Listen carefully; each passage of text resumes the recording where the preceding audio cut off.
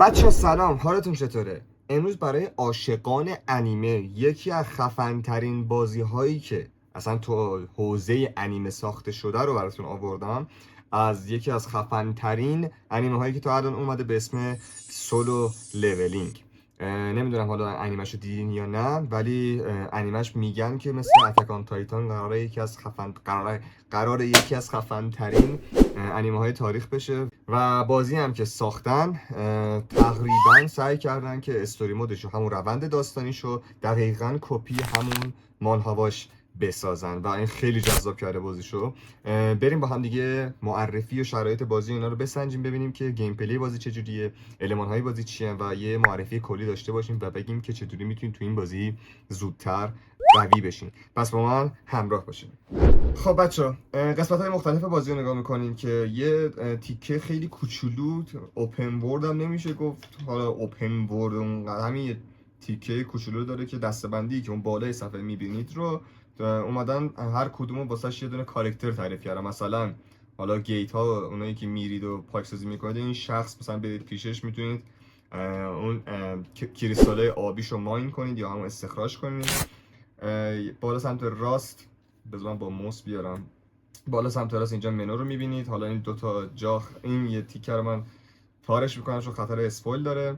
مودهای مختلف داره بازی، تقریبا 2 4 6 8 10 تا مود داره که من خودم 3 تا 4 تاشو باز نکردم حدودا. و یه روند استوریه که خودم هم دارم میرم، استوریش هنوز کامل تمام نکردم.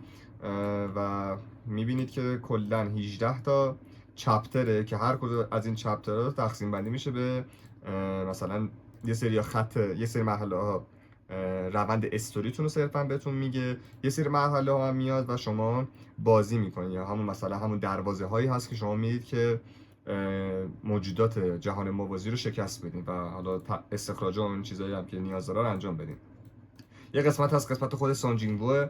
خود سونجینگو رو میتونین قوی کنید. قسمت تغییر شغلش که پایان فصل اول یک یا دو تاشو دیدین، اینجا هستش که حالا طبق روند و پیشرفتی که دارین اینجا قسمت تغییر شغل رو داریم و مثل خود بازی خودتون تعیین میکنید که پوینت یا همون امتیازاتتون تو چه بخشی اعمال بشه و از کدوم مرحله قوی تر بشین. 2 تا اسکیل میتونید با خودتون همراه بازی ببرید که حالا از بین چند تا اسکیلی که طی روند بازی به دست میارید میتونید 2 تاشو انتخاب کنید و یه اسکیل اولتیمیت دارین. اولتیمیت هم حالا یکم جلوتر بیاین تعدادش بیشتر از یه دونه میشه. 2 تا شمشیر میتونید با خودتون همراه ببرید، اونم باید لول اپ بشین کامل. و بهترین شمشیرهای SSR هستش. چند مدل رنگ بندی داره. SSR بهترینه، بعد میشه SR، بعد میشه R و همون R دیگه. آرش جزو پایین ترین رده حساب میشه. و شما حالا بیایم قسمت اسکیل ها. اسکیل ها هم چند تا هستش که اینا هم همونه که 2 تا میتونید با خودتون ببرید که رون هم داره. رون اگر اضافه کنید، مثلا یه مثال کوچیک بزنم، این در اصل لول 6 برای من همونطور که میبینید، ولی رونی که بهش اضافه کردم 4 لول گذاشته روش و این شده لول 10 و خیلی دمیجش و درصدش رو بالاتر میبره.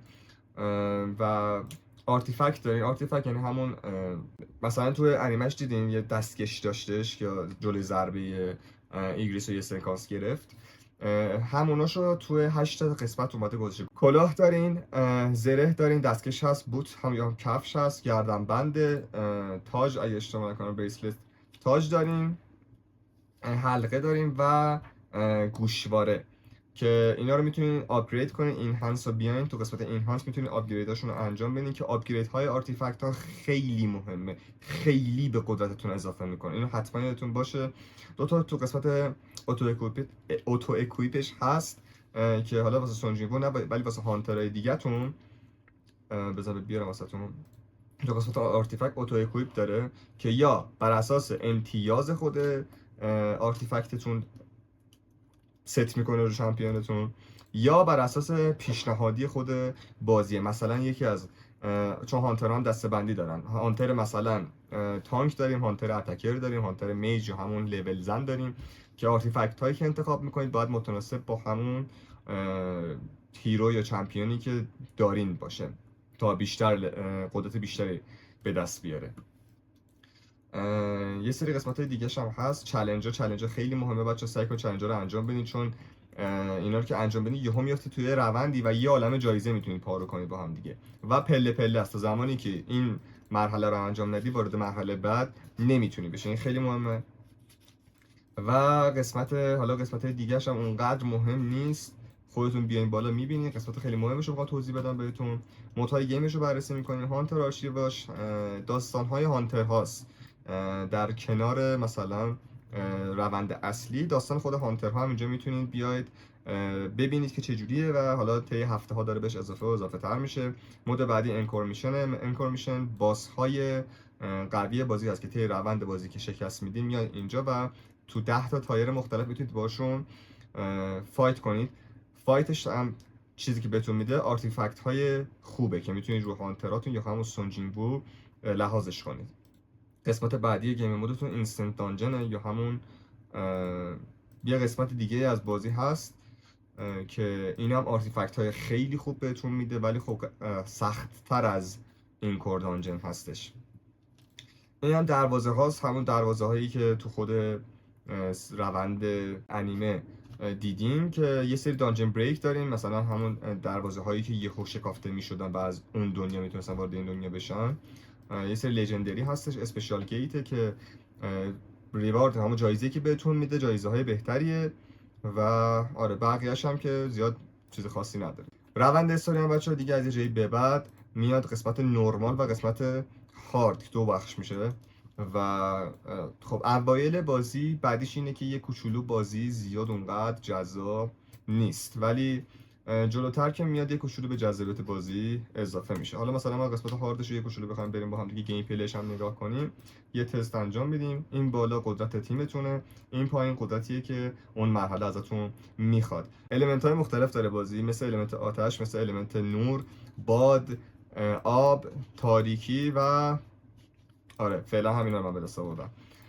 اینا هست که تو هر مرحله‌ای که میرید یه دونه المنت پیشنهادی داره بهتون که تو اون اگر هانترتون اون المنت رو داشته باشه دمیج بیشتری تو اون مرحله اعمال میکنه. مثلا مثل همین فلش رو به بالایی که میبینید، این هانتر من تو این مرحله دمیج بیشتری از حد خودش اعمال میکنه چون تضاد دارن المان ها با هم دیگه. و گیم پلیش هم بریم نگاه کنیم با هم دیگه. گیم پلیش بعدش اینه که یه کوچولو بعد یه مدت یه نواخت میشه، مخصوصا اولای بازی چون همه چیز ساده است و صرفا شما میین داخل دانجن و چند نفر رو میکشین و همین گیم پلیش اونقدر که باید تنوع نداره و ممکنه که بعد این مدت خستتون کنه.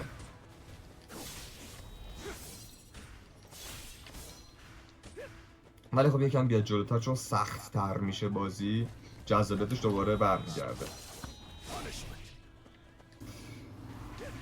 و انتهای هر مرحله هم باس فایت میاد، انتهای اکثر مرحله ها باس فایت میاد و طی یه روندی شما باید یه سری شرایط داره هر بازی، باید اونا رو انجام بدین تا 3 ستاره اصطلاحاً 3 ستاره بکنید اون مرحله رو.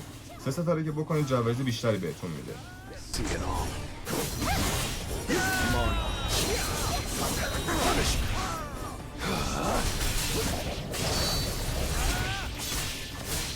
You can't avoid it. We will protect it. It's over. تنوع لولیش خوبه، یعنی اینکه لول‌های مختلف داریم میتونه واسهتون جذاب باشه یکم بره جلوتر. ولی میگم بعدش اینه که همیشه اولای بازیش یکم معمولیه، اونقدر جذبتون نمیکنه. جوایز خودکار بازی هم تو قسمت بیس همون بازی که بیاین اون یه درصدی هست که سکه ها داره زیرش پر میشه، اینو که بزنید یه سری جوایز خودکار داره. این اسپشیال فاند رو اولش میتونید جمع کنید واسه اینکه کمک بهتون کنه، ولی از جای به بعد میگه دیگه پول بدید بابت اسپشیال فاندتون.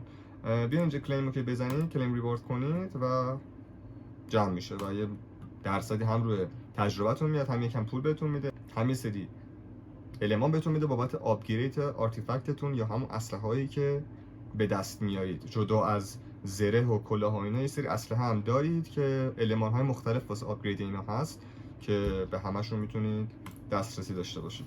خب بچه‌ها، این از توضیح خیلی مختصر راجع به بازی سولو لولینگ بود. بازم اگه سوالی چیزی دارین داخل کامنت ها واسم بنویسید، من به تک تکش سعی میکنم جواب بدم. بازم اگر میخواین یه بازی دیگه ای از دنیای انیمه یا هر دنیایی که بود که دوست داشتین معرفی کنم برام ببینم ته بازی چیه، بهم بگید و من میرم سرچ میکنم و بهتون میگم. خوش باشین و سعی کنین سلامتیتون از دست ندین.